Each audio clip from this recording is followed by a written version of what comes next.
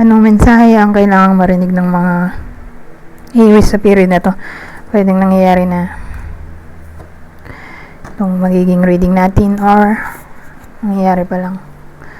Kung hindi man para sa inyo itong magiging reading natin, di baka para sa someone na malapit sa inyo, sa someone na makilala nyo mismo. Baka may lumabas na gender, mamaya gawin nyo na lang energy.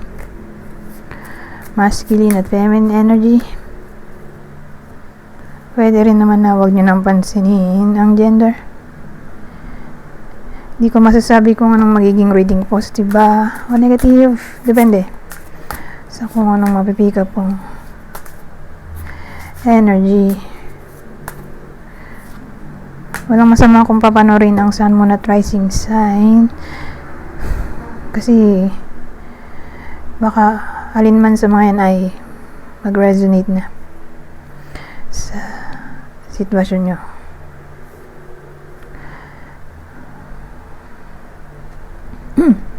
So, meron tayo ditong court, marriage, sun, tower.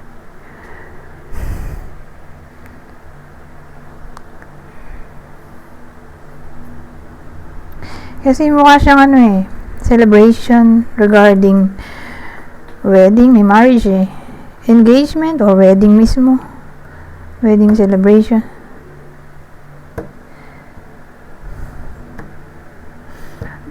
Or pwedeng nilalakad ang divorce. Wala namang divorce dito, pero kung nasa ibang bansa, di posible. Divorce or annulment. So, kung ganon, nilalakad yung divorce or annulment, either may feedback na yon sa period na to or panig sa inyo ang kapalaran. Yun ang verdict. Possible ganon. Kasi nandito yung Diyos.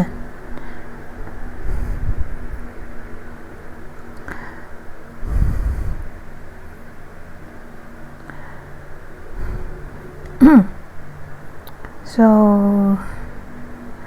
yun yung dalawang senaryong naisip ko.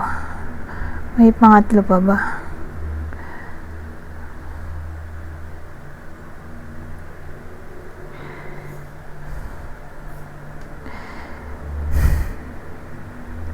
Ngayon, kung dito, ano tawag doon? Wedding, di ba? Or annulment, divorce, engagement.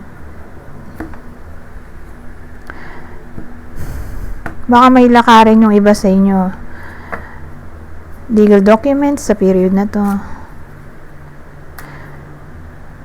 Legal documents, contract, agreement, or partnership.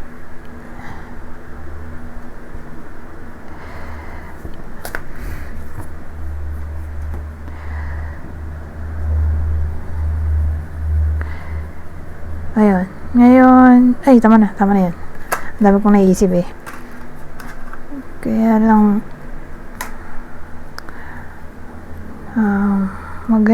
mag-iba na tayo. Kasi boring pag nagstay tayo sa isang spread. Kaya dapat iba-iba. Teka, nangati ako.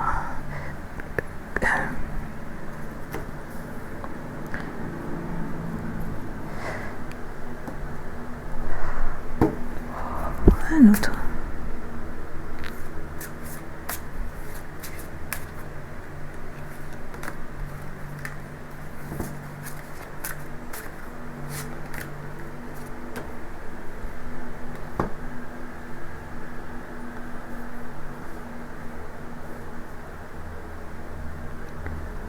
So, game.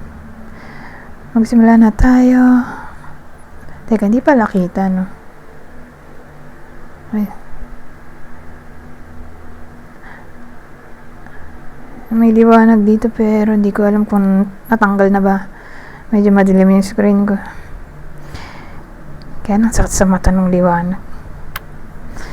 Ngayon, meron tayo dito living room, military person, mountain, saka coffin. So, ano meron?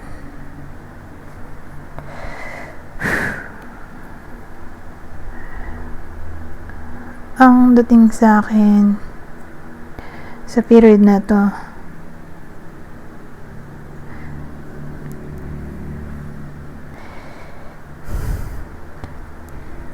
may something na confidential, kaya lang confidential or private.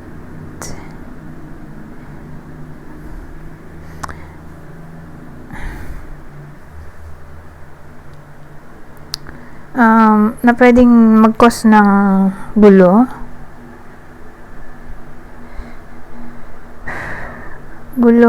or disconnection, separation, pero ang dating sa akin, kung mangyari man na ganyan, may someone na darating para magbigay ng peace and order.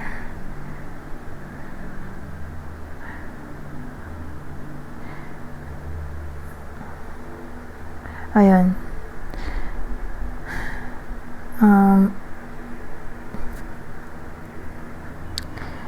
Ngayon, kung di pa to nangyayari, mangyayari to sa period na to. Maaaring mangyari to agad pagkatapos panoorin ang video na to. Pwede rin kasing ang pinagawa yan ay secret baka nalantad or nilantad or kinip sa kanya na nagtampo siya kasi bakit di sinabi.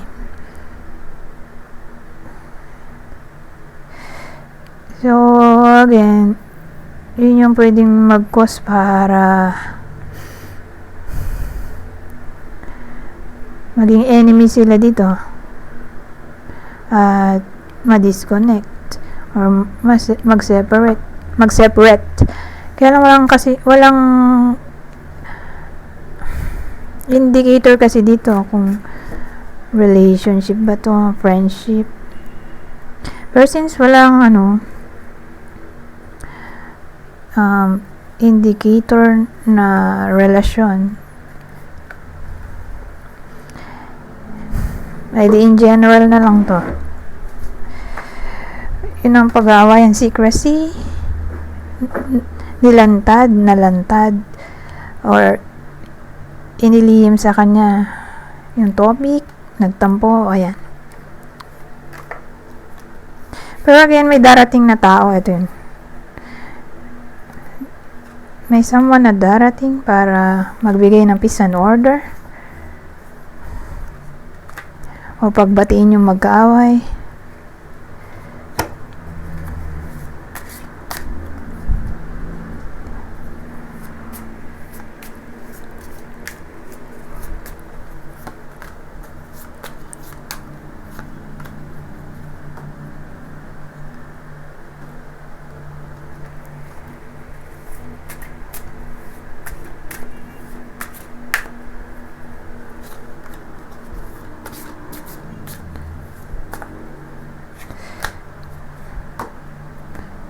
Long way.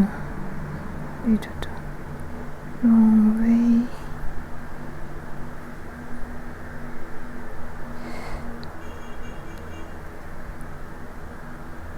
Okay. So, meron tayong his thoughts. Hindi naman necessarily his lang yan or her thoughts. All about thoughts talaga yan. Literal na thoughts. Whether his or her or ideas. Eto, long way.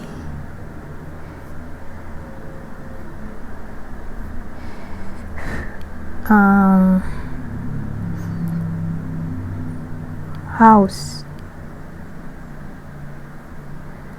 Fox. Pero lalaki. Eh di lalaki na talaga yung bida natin. Then mulit na yung gender. Ito confusing hindi mo masabi kung babae lalaki. Pero may lalaki na tayo doon. So lalaki talaga.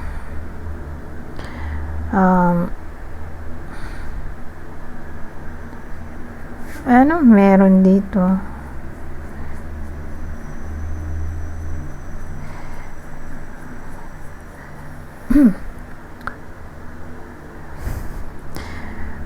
Whether nangyayari na to o mangyayari pa lang.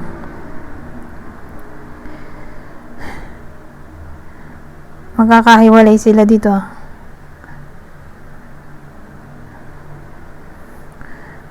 Bakit? Maaaring due to employment, baka na-relocate or nag-abroad. May someone na nag-abroad, baka yung lalaki. Or na-relocate nga, napalayo ng work dahil na iba siya ng branch. Nahiwalay siya sa family niya.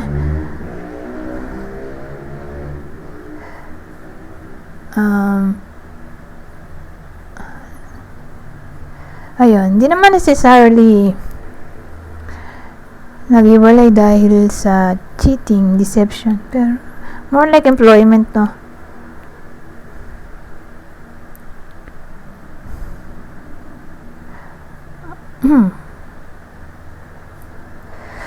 So, ganun. Ganda ting sa akin. Or sabihin natin yung tao ditong pamilyado. May hinihintay siya ditong improvement sa career. Kaya lang more like after 2 years pa mangyayari yon. Let's say promotion, increase salary, better work, better company. Mukhang 2 years patas pa. Matagal to kasi long way. 2 years patas mangyayari. Kung yun yung iniisip niya dito, all about career progress, career opportunities, dun pa darating yung manifestation, progress, 2 years and above.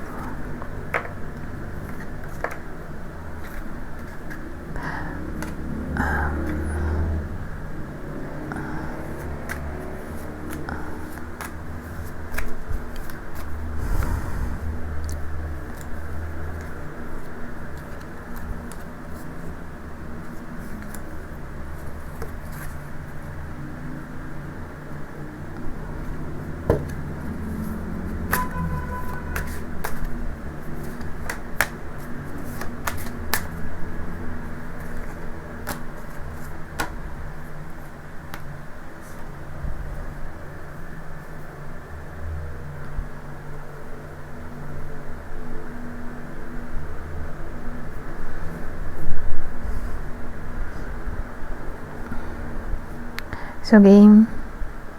Teka. Kanina nahirapan ako sa spacing. Ngayon, lumiit yung card, dumami yung space. Ngayon, meron tayo 6 of Wands, Death card. Ito, Rider. Saka, Key. Ay, anong meron?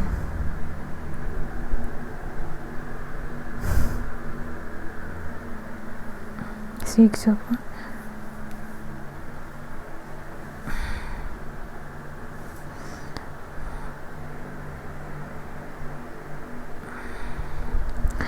Well, ang dating sa akin, may something na darating. May mapagtatagumpayan kayo sa 6 of Wands. Depende kung ano ba yun. Passing ng exam, mananalo kayo sa competition or any form of gambling.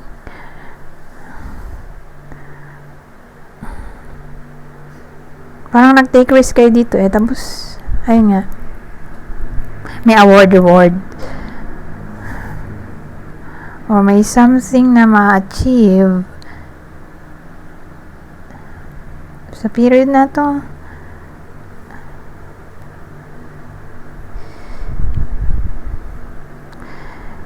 So, yun yung transformation dito. Although nandito siya, medyo kabado tayo. Maganda to eh. So, ito lang naman negative. Kaya don't worry. Yun yung transformation. So, ibig sabihin, good transformation. Paparating pa lang to. Actually, success nga din to eh. Victory. Breakthrough. O, yun din yun.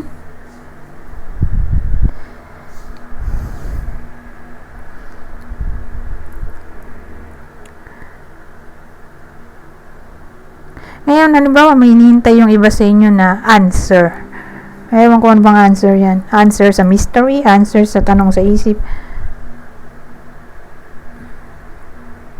Basta, may sagot na hinihintay ang iba sa inyo. May feedback na yan sa period na to.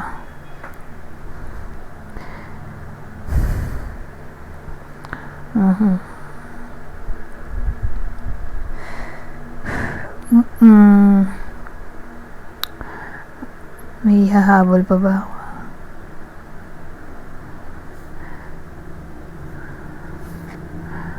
Ayun na lang. Nasabi ko naman yung award, no? Pwede magpabago ng buhay ng iba sa inyo. Fame, who knows?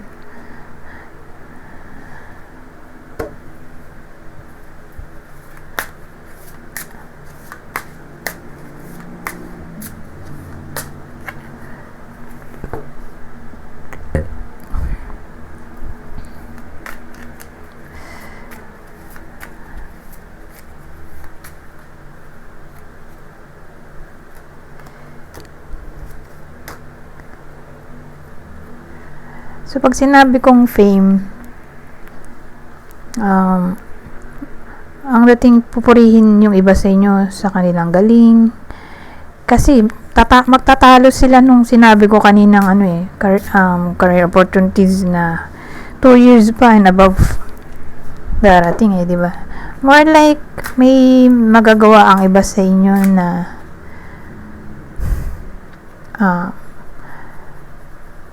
na sila lang yung nakagawa o nakaisip, parang brilliant idea. So dahil doon, pupurihin ng iba sa inyo sa galing nila. Let's say may nakaisip kung paano mapapabilis ang trabaho sa pamamagitan ng computer, mga ganong eksena.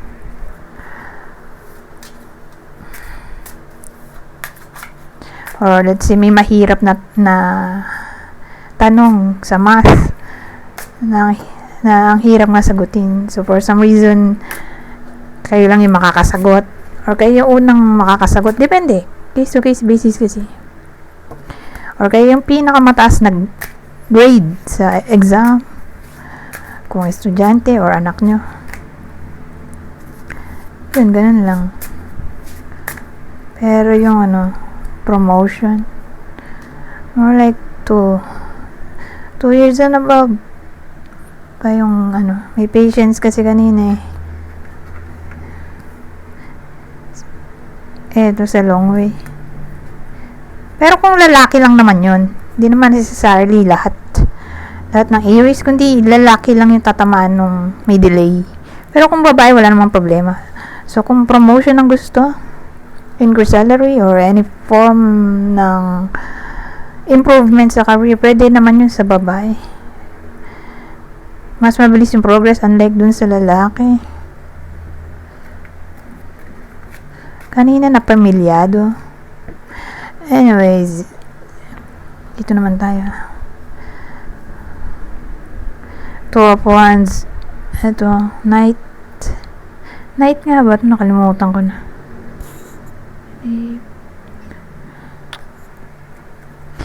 Iba-iba kasi pangalan nila ngayon ko lang ulit nilabas itong deck na to.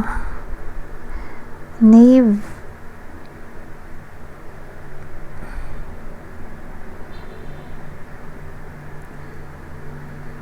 Hindi ko alam kung page ba to o knave. O ano, knave kasi. Or night. Siguro night. Assume na lang nating night yan. Dahil di ko rin alam. Mamaya, bubuklatin ko ulit isa-isa itong mga to. Hanapin ko ano yung night at ano ang page.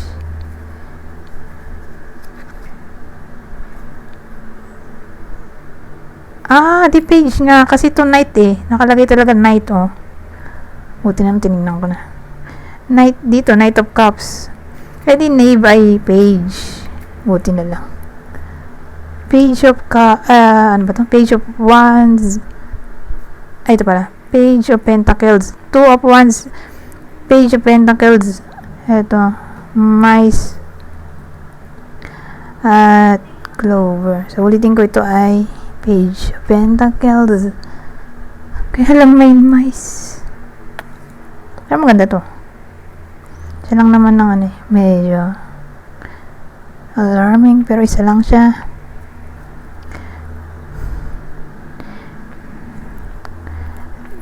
Ang dating kasi magdidesisyon yung iba sa inyo na mag-explore sa topic ng career nila. Kaya lang napunta dito yung ano, yung mice na para bang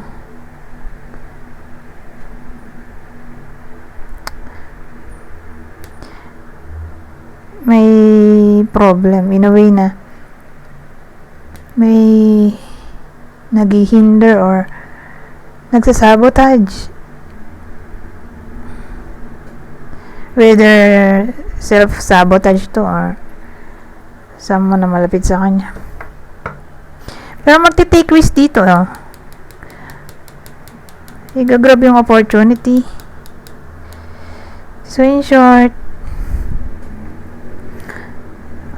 may iba sa inyo na baka maisipang maghanap ng ibang work, kaya lang may mga tao sa paligid like partner, parents, example lang, na maaaring kumontra sa desisyon ng iba sa inyo. Siguro dahil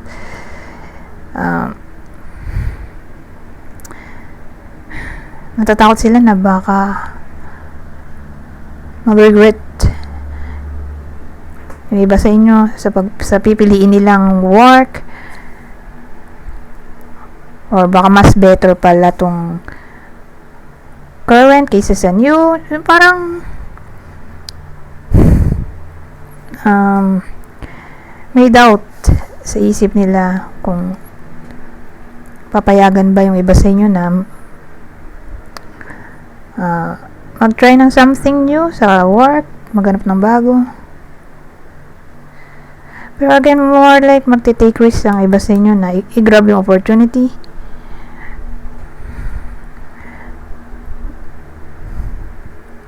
Na yun nga, makahanap ng mas better job, better salary, or hanapin ang passion ng iba sa inyo.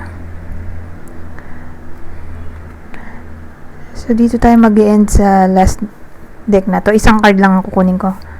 Kunin nyo lang ang mensahe na sa tingin nyo ay fit sa sitwasyon nyo. General advice at prediction na to sa period na to. So sabi dito, Lord, give us wings to soar above our problems, great and small, with strength and faith and confidence to trust you with them all. Anyways, hanggang dito na lang. Goodbye for now.